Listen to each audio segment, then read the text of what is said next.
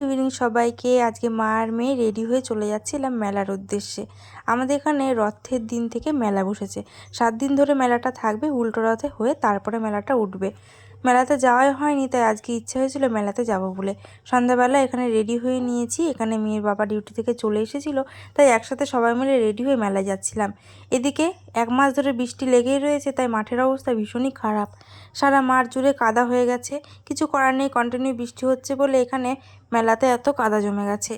এখানে এক সাইডে হচ্ছিল গান বাজনা আর বসেছিল বেশ কিছু দোকানপাটগুলো ঠিকঠাক মতন বিক্রিবাট্টা করতে পারছিল না এই বৃষ্টির কারণেই। আর মেলাতে যে হিসেবে মানুষ হওয়া দরকার সেরকম মানুষও হতে পারছিল না। এখানে গিয়ে টুকটাক একটু দোকানগুলোকে প্রথমে ভিজিট করে নিলাম। ওই মেলাতে যেসব দোকানগুলো বসে সেই সবগুলো এখানে বসেছিল। এখানে মেয়ের জন্য একটা ঝুনঝুনি কিনবো বলে একটু ঘুরে ঘুরে দেখে নিচ্ছিলাম।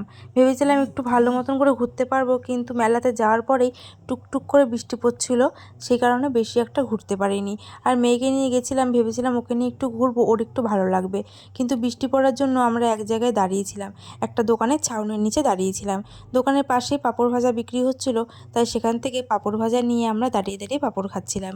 আর ওই দূরে স্টেজে পারফরমেন্স হচ্ছিল, সেগুলোকে এখান থেকে দাঁড়িয়ে দাঁড়িয়ে দেখছিলাম।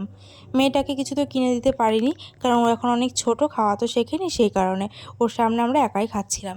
তারপরে এখানে একটা এগরোল নিয়ে এগরোলও খেয়ে নিলাম, আর আসার পথে একটু ফুচকা খেয়েছিলাম। বাড়িতে এখানে চলে এসেছি, আর খালি মেয়ের জন্য একটা ঝুনঝুনি কিনে নিয়ে এসেছিলাম। তো মেলা থেকে তো চলে এসেছি। আজকের মতো ভিডিওটা এই পর্যন্তই রাখছি।